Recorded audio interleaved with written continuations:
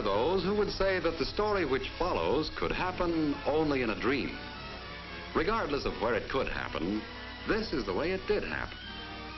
The story involves Bill Dudley, a mighty darn good wholesale bakery salesman, a character named Red, who actually is nothing more than a file clerk, and one named Whitey, who is similarly employed, so to speak. It all starts in this rather strange and out-of-this-world office, which keeps the sales records of every wholesale bakery salesman on Earth. Or so the story goes. Whitey is entrusted with the records of good salesmen. Red, the other kind. Now, it seems that Red and Whitey never see eye to eye on matters. Naturally, this leads to many arguments. Our story opens in the midst of one of them. Must you beat on that confounded thing all the time? I am not beating. I'm playing. Well, whatever it is, it sounds awful. You're just peeved because another breadfruit salesman has been transferred from your record to mine. Bill Dudley. I'll get him back on my records again. He's my kind of a salesman, that boy. Down, down, down. Marvelous record. But what about this? Which, of course, is the reason he's now in my ledger. Strictly a temporary condition.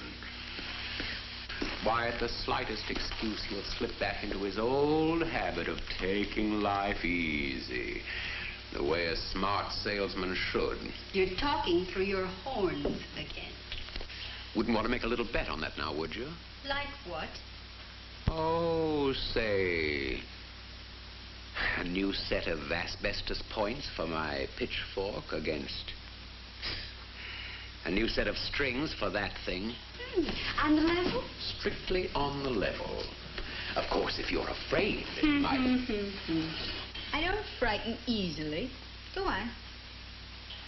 Well, now, suppose an attractive young lady were to ride the route with this Bill Dudley.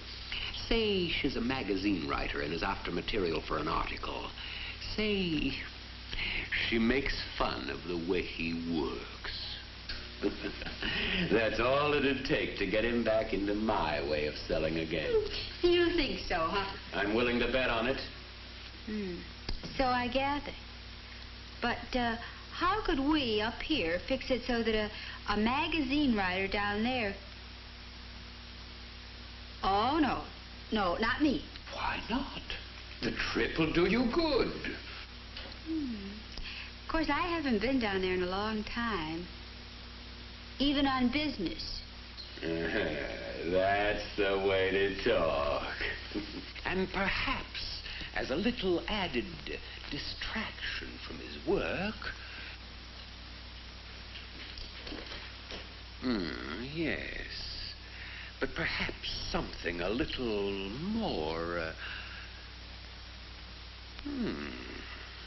Or perhaps even... Oh, no, don't you dare. No magic and no miracles. It's against the rules.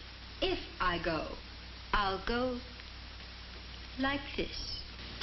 How dull. All right. Is it a bet?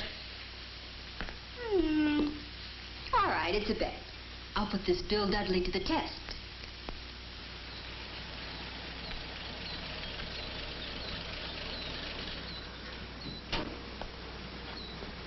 Hi. Let me see if I got this whole thing straight now. You're a writer. And you want to do an article on modern food merchandising. That's right. And the boss said it was okay for you to ride with me today. Well, it's okay with me then, but I'd sure have a tough time making my wife believe this one. Well, so would I. Come on.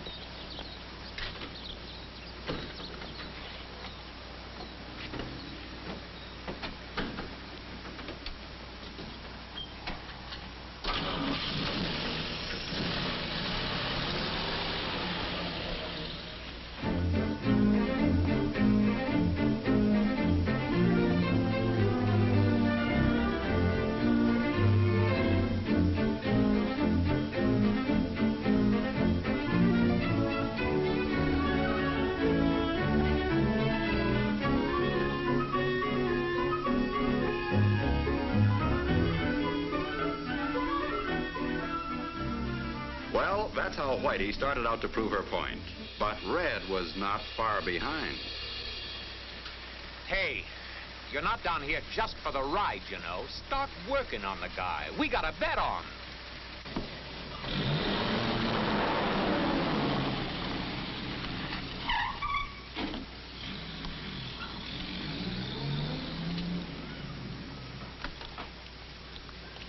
Hey, you know, this seems to be an awfully dull job that you have. Oh? What gave you that idea? It wasn't my... well, after all, it is just a delivery man's job, isn't it? Young lady, take it from me. Any guy who thinks this is just a delivery job belongs in a coal truck, not a bread booth.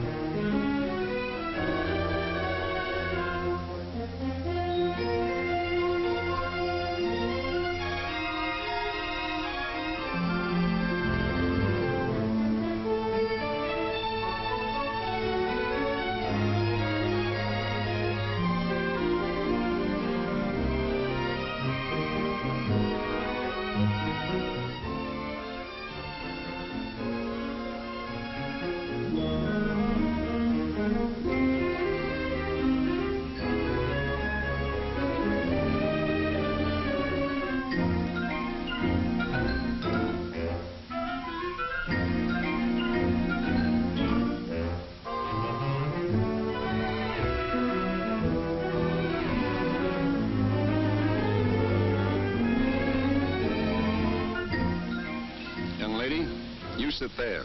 I'll be right back.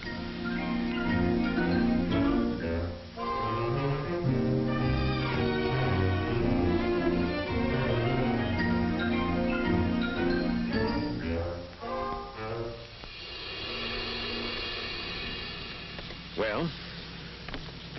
Well, I told him I thought he was a dope not to work it, to be the first one in every day. Good.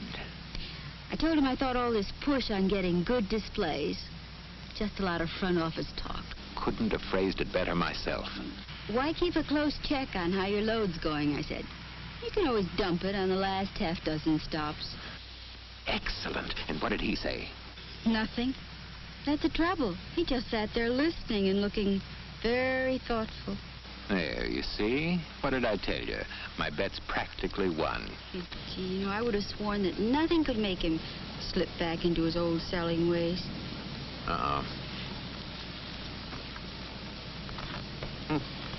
Must be new on the force. Okay. You've talked. I've listened. Now it's my turn. I talk and you listen. First of all, take a look. A loaf of bread. An important food, a healthy food, and a basic food that can be served in more than 100 different ways. And give a look.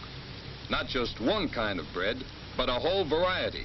And not only bread, but a whole variety of all types of baked goods. Are you, by any chance, trying to say that you think this business of yours is important?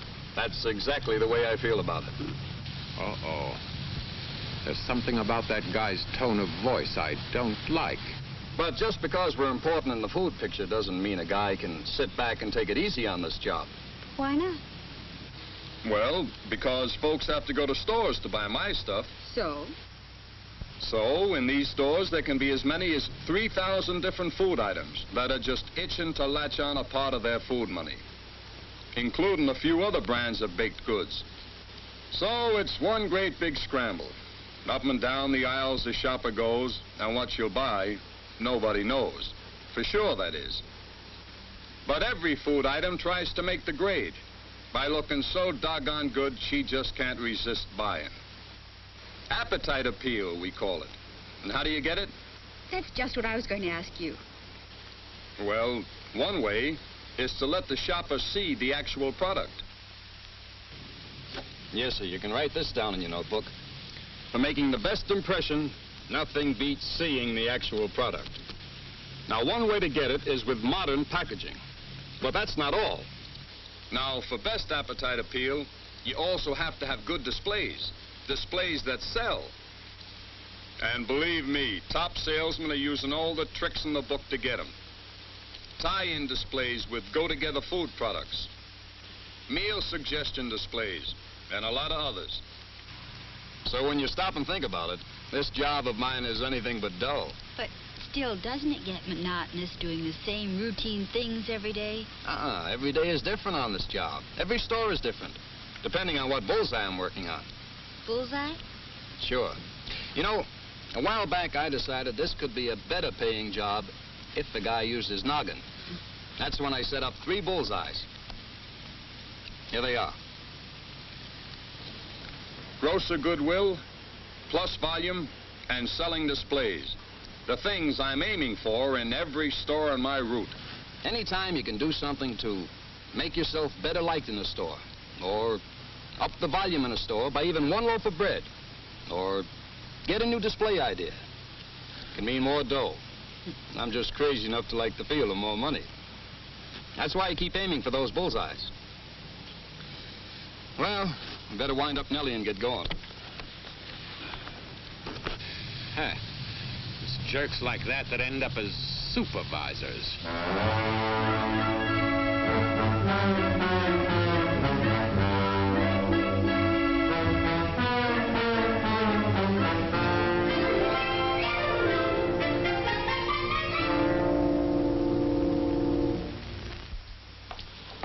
You know, when I first started on the route, I acted like it was nothing more than a delivery job.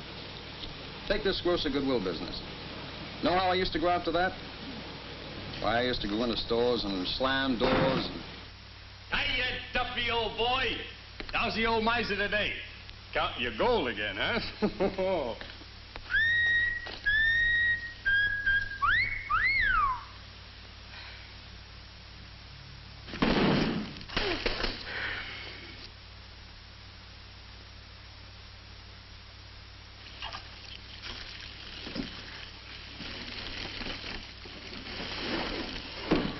Sorry, Duff.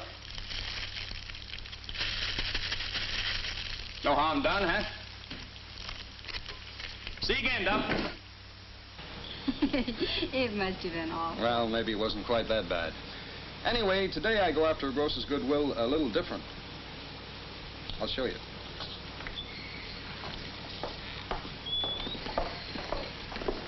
Morning, Mr. Marco. Good morning.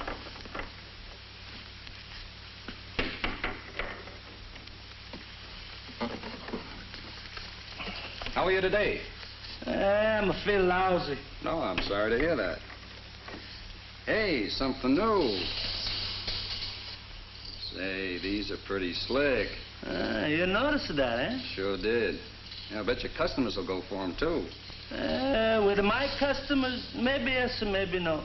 We'll see. Go on, you know doggone well they will. Be right back. You see, I want every grocer on my route thinking, that Bill Dudley is okay. Never slams doors. Always seems friendly, always got a smile. Always interested in my store, treats my place with respect. Never slams his trays around or makes a nuisance of himself. I like to do business with salesmen like that. believe me, building up goodwill is important. Without it, you get nowhere in selling today. Look, why don't you stay here and rest a minute while I go in and check the sales. Don't run off now. Oh, I wouldn't think of it.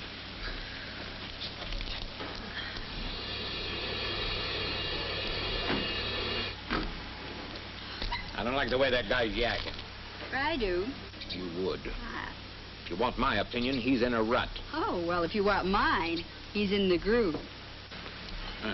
Thanks for the match, lady. What match? Oh, yes, you're welcome. Haven't I seen that guy before somewhere? Now, I was going to tell you about the second bullseye of mine, plus volume. One way to go after it is to use this and this. What's this? That, my young lady, is my business Bible. I've got a complete and up-to-date picture on every stop on my route. I know exactly what sells in each store and what doesn't. I know what new items I've tried in each stop, how each one is done. No guesswork. The facts are all there, and they're up to date. Well, team up these facts with a little bit of this, and you can go after plus volume without the risk of getting stuck with a lot of returns. So a guy gets returns. So what? Let the boss worry about him.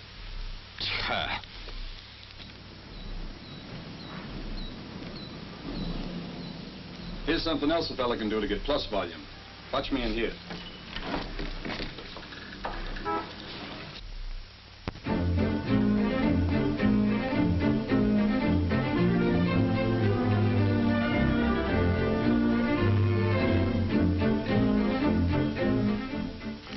Say, Mr. O'Connor.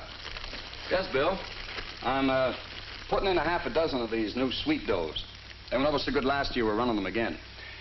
Since it's a good profit item, I'm sure you want to keep an eye on them, see how they're going. Here's a sample. See for yourself how good they are. Thanks, Bill.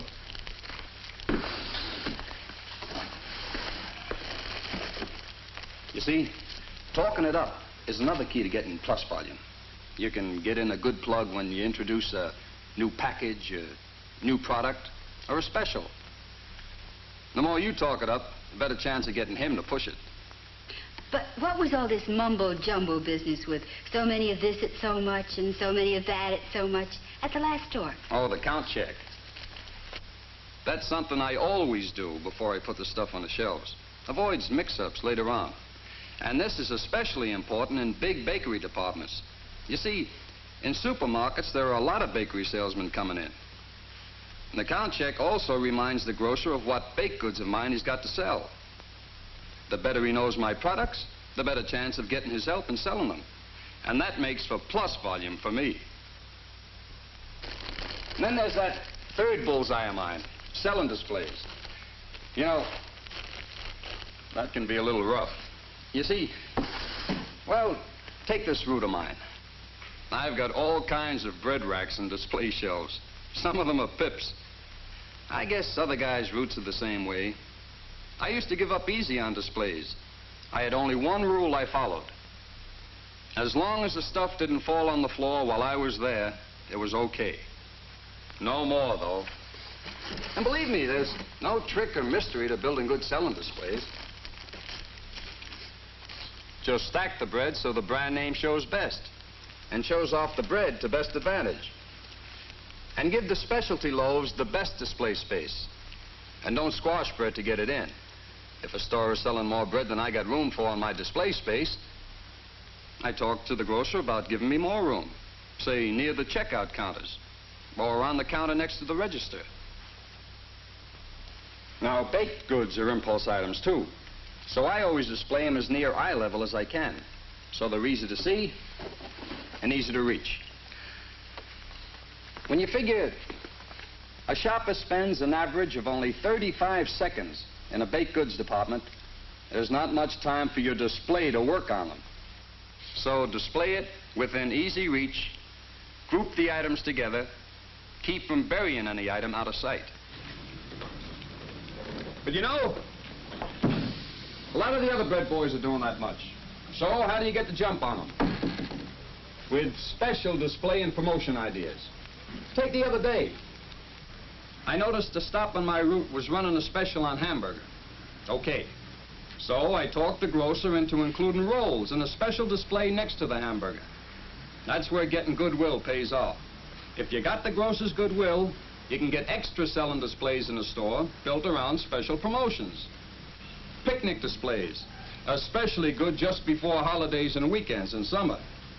School lunch idea displays, especially good in fall.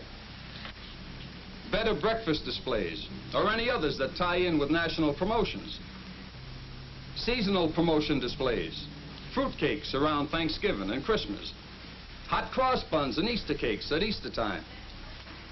Displays that suggest ideas for all types of entertaining. And I use all the banners and cards and streamers or printed promotional material I can get. Anything to give any display more sell. But all this talk of mine boils down to just this. This is a tough business, a mighty competitive business. But for the guy who aims for grocer goodwill, plus volume, and selling displays, it can be a darn good one, too. Well, now, that was quite a speech. Oh, I'm sorry if I bored you. Bored me? Oh, no, quite the opposite. But tell me, how in the world do you get all those things done? Oh, the whole secret to that is taking it in small chunks. Maybe 1 week I'm shooting for special displays in 10 of my best stops. Next week, 10 more, and so on. After all, that's only 2 a day. Or maybe my goal for this week is to spend a couple of extra minutes in my biggest volume stops just to work on goodwill. Always got something cooking at a few stops. Always something aimed at one of these bullseyes. Grosser goodwill, plus volume, selling displays. And are you sure nobody could unsell you on these things? Not a chance. I like the payoff too much. Well, don't you ever slip up? Sure, I'm just as human as the next guy. That's why I keep these bullseyes handy, so that a small slip-up doesn't turn into a big trip-up. Well, off to the races. What do you say?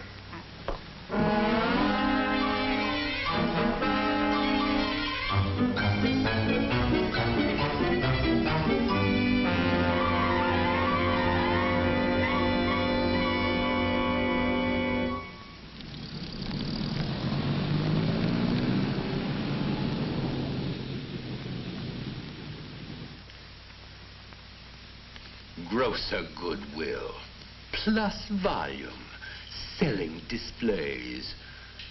Okay, so you won a bet. But Bill Dudley's just one guy. Oh, well, maybe I better drop down and see some of the other fellows on your list. Oh, no, you don't. After all, that was only a bet. But from now on, I'm going to keep a pretty close watch on these guys. Mm-hmm. And so will I.